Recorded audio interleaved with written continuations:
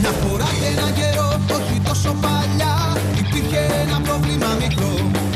Οι διζελομηχανές τιμώσανε τις ατμομηχανές και δεν τα πήγαιναν καλά.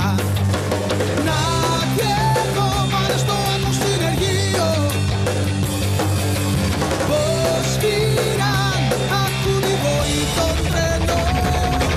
Περιπέτεια με διζελομηχανές, Άριφερ, Πάξτον, Δίζελ και Τεν. Περιπέτεια με διζελομηχανές, Νόρμαν, Νταφ και Δίζελ 10.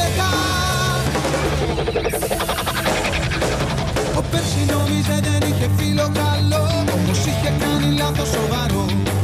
Με ένα φίλο σαν τον Τόμας να κυλάει στο πλάι, έχει μια παρέα που φυσάει. Να και εγώ πάρε στο ατμοσυνεργείο πως φύρας, ακούν οι βοή των τρένων. Περιπέτεια με διζελομηχανές, Άριφερ, Πάξτον, Δίζελ και Τεν. Περιπέτεια με διζελομηχανές, Νόρμαν, Νταφ και Δίζελ 10.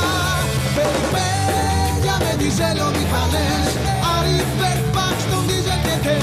Περιπέτεια με διζελομηχανές, Νόρμαν, Νταφ και Δίζελ 10. Τόμας και Πέρση, Γκόρντον και Χένρι Ροφάρ, Τζέιμς και Έντουαρντ, Τόπι και Έμιλι. Πως φυρίζουν με το διζέλο συνεργείο μες στη στάχτη, υπάρχει λύση μόνο μια. Οι τσάκωμοι τελειώνουν και βοηθάνε όλοι, δεν υπάρχει άλλος δρόμος πια. Να